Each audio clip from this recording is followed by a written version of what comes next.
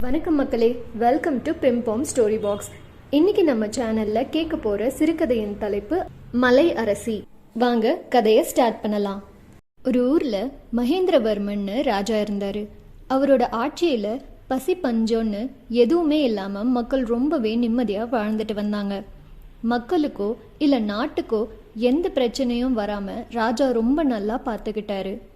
ராஜா பல கலைகள்ல தேர்ச்சி பெற்றவரா இருந்தாரு.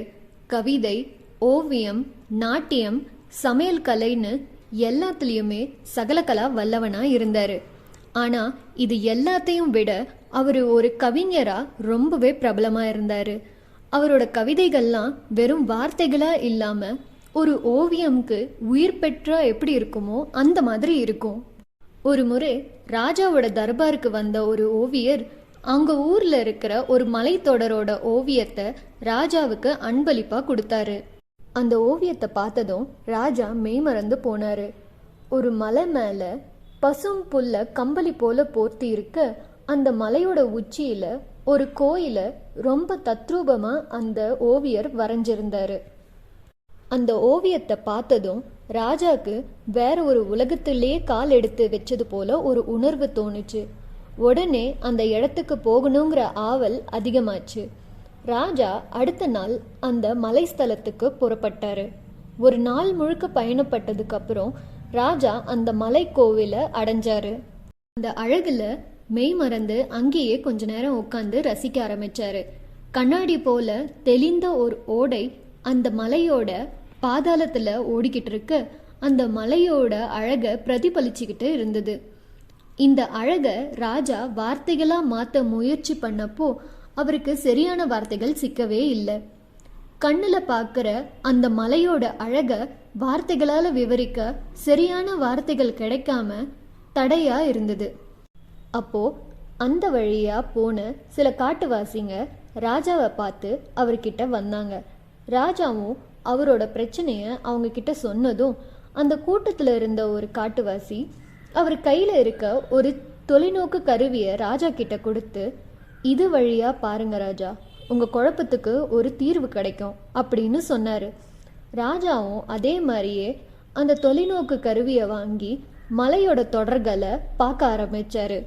ஒரு நிமிஷம் அவரோட கண்கள் அகல விரிஞ்சுது. மூச்சு விடவும் மறந்து போனாரு. அந்த தொலைநோக்கு கருவி மூலியமா பார்க்கும்போது அந்த இடத்தோட அழகு குட்டியா தெரிஞ்சாலும் நிறைய நுட்பமான விஷயங்கள ராஜாவால வேற ஒரு பரிணாமம்ல பார்க்க முடிஞ்சது. அழகான மலைத்தொடர்களுக்கு இடையே இருக்க ஒரு அருவி, அதன் துளி பச்சை பசேல்னு இருக்க இலை மேல பட்டு அதுல சூரியன் ஒளி வைரம் போல மின்னிக்கிட்டு இருக்க பட்டாம்பூச்சி வந்து அது மேல உட்கார்ந்ததும் அருவியோட சாரல் பட்டு பறந்து ஓடுற அழக ராஜா பார்க்கிற காட்சிகள் வேகமா கவிதையா மாறுச்சு. கவிதை எழுதி முடிச்சதும் ராஜா முகத்துல தெரிஞ்ச அதீத திருப்தியை பார்த்து சந்தோஷப்பட்டாங்க அந்த மலைவாழ் மக்கள். அந்த கூட்டத்துல இருந்த ஒரு பெரியவர் ராஜா கிட்ட வந்தாரு. ராஜா, மலையில எந்த வித்தியாசமும் இல்லை, நம்ம பாக்குற அங்குலம் தான் அதோட அழகை இன்னும் மேல மேல நம்மளுக்கு காட்டும். உங்களுக்கு வார்த்தை வராம தடையா இருந்த காரணம் நீங்க மலை மேல இருக்கிறது தான். மலையோட அழகு தெரியணும்னா அது மேல இருந்தா தெரியாது அப்படின்னு சொன்னதும் ராஜாவோட மூளையில ஒரு மின்னல் வெட்டுச்சு. நேத்து அந்த ஓவியத்துல பார்த்த மலையோட அழகுக்கான வித்தியாசமும் இன்னைக்கு அவர் நேர்ல பார்க்குற அந்த வித்தியாசமும் அவருக்கு புரிஞ்சுது.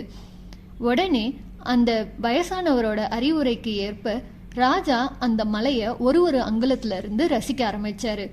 அவர் ரசிச்சது அப்படியே கவிதையாவும் மாறுச்சு.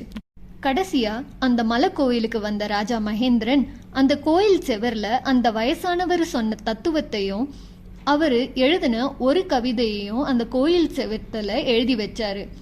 மிச்சம் கவிதைகளை ஓலையில எழுதி வச்சு அந்த கோயிலுக்கே அன்பளிப்பா கொடுத்தாரு. அன்னைக்கு இரவு தூங்க போகும்போது ராஜாக்கு ஒரு விஷயம் புரிஞ்சுது. சில நேரம் நம்ம பிரச்சனை நம்மளுக்கு சரியா புரியறதில்ல. ஏன்னா நம்ம அதுல முழுசா மூழ்கி போயிடுறோம். ஒரு பிரச்சனைய வெளியே இருந்து பார்த்தாதான் அதோட முழு உருவம் விவரமும் நம்மளுக்கு தெரியும்.